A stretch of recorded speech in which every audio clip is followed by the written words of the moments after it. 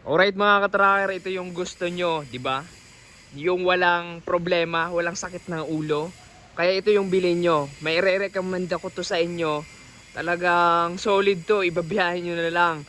So ito po mga katracker ay ang aming brand new unit, Hino 300 Series 616. Ayan po, brand new po yan. Talagang garantisado sa mga ayaw bumili ng surplus Japan kasi nga nag-hesitate sila baka magkaroon ng problema, mabigyan lang sila ng sakit ng ulo, dito na kayo. Pero ang ano dito, ang iba yung presyo. Syempre brand new unit to. Ayan, times 2 to times 3 yung presyo nito mga katracker kung ikukumpara natin sa surplus Japan. So ikutan natin para magkaroon po kayo ng idea sa brand new unit na mga ginagawa po namin dito. Ito po ay, ayan, solid na, di ba? Maganda. Dito po mga katracker, brand new rin ang ating body na close band aluminum rivetless na tinatawag. Ang haba po niyan ay 14 feet, di ba? Ipakita ko po sa inyo. Ayan. Gross weight capacity nito 4,490. And then kung makikita nyo, 5 stud, ayan, Loctite rim.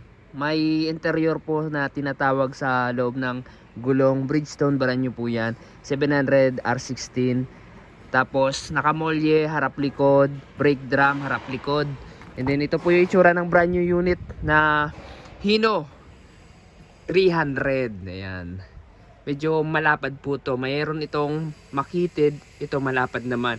Meron po siyang 6-speed manual transmission. Parang pang Isuzu Elf lang. Tapos dashboard niya maganda. Ayan, instrument panel, mga upuan. Ayan, and then ceiling, merong mga compartment gloves, mga lagayan ng dokumento, at yung flooring niya, ganyan po yung itsura niya, oh. 'Di ba? Solid na po 'yan, ano 'yan? Power window na.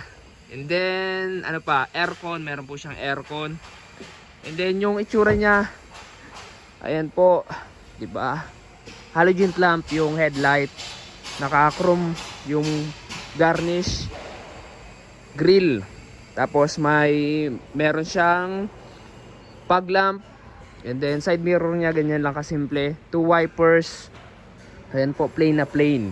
Pwede niyo po yan i-repaint dito sa loob ng aming production plant. Ayan po yung itsura niya. And then chassis naman ito. Yung chassis niya may mga madaming butas. Ayan, for modification yan. Kung ano yung gagawin nyo, marami ng sasalpakang tornilyo para pasok. Ayan po, oh, diba? Solid na yan mga katracker. May auxiliary lip spring pa. Tapos sa ano naman tayo, dito tayo sa body kasi gawa namin to. Pakita ko sa inyo.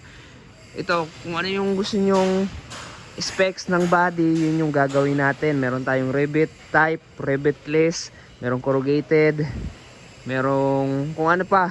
So LED clearance light, kabilaan yung side door. Ayan, meron sa kaliwa, meron sa kanan. Ayan. Tapos ayan, oh, kung makikita nyo. And then complete standard electrical lights and accessories. Naka-grill po yung ating taillight para may guard. And then ito po yung loob, pakita ko po sa inyo yung ating handle sa pinto, yung hinges, tatlo po yung hinges. Ayan, maano po yan, maganda po yan yung pagkakagawa namin. Tapos ayan, plywood panel. Ayan, merong 2 van light.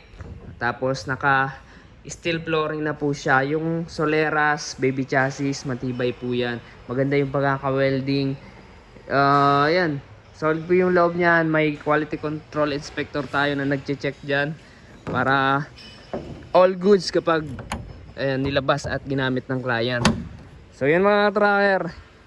Ayan, di ba? Pogi po niya, no? Top clearance light meron. Tapos yung ano niyan, bubong niyan, silyado po yan, hindi mapapasukan ng tubig. Ano pa? Basta pag brand new unit, wala kayong aalahanin, ibabiyahin nyo na lang, di ba? Pero kung gusto nyo ng cheaper, makakamura kayo, minsan mapapamura, mag surplus Japan po kayo, di ba?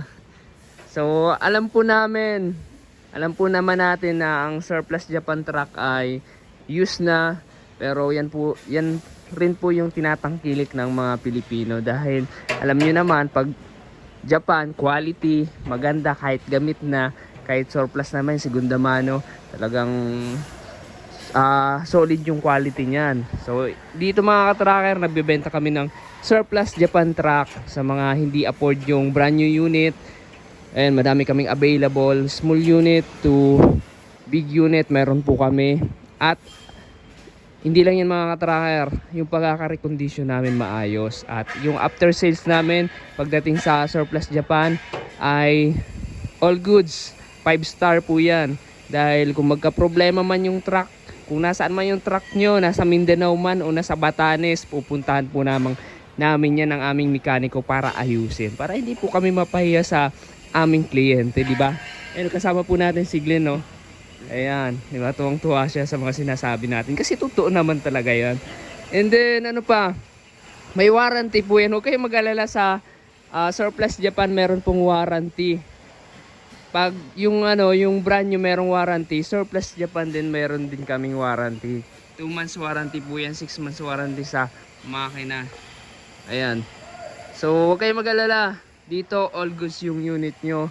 Ayusin po namin yan. May quality control inspector po tayo. May test drive po yan. At may suporta po sa after sales. Yun lamang mga ka-tracker. Kung hindi pa po kayo nakaka-subscribe sa ating YouTube channel, mag-subscribe na. Paki-like. At meron din tayong FB page sa mga hindi pa po nakaka-follow. Mag-follow na kayo para ayan, updated po kayo sa ating mga latest video na i-upload po sa ating FB page. And don't forget to like, share at magbigay po kayo ng stars doon. Joke lang. So ayan mga ka-tracker, basta solid na po yan mga ka-tracker. Ang ganitong unit po nagre-range po to ng 1.7M, depende po sa specs, pero ganun yung mga presyuhan.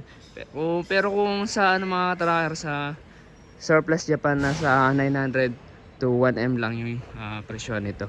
Ito medyo malaki, parang 16 feet 16 feet pala to, hindi 14 feet. Kasi pansin ko dito sa pagpunta natin dito sa side, parang mahaba siya. 16 feet po ito, siguro mga 1.8 yan, ganun presyon yan.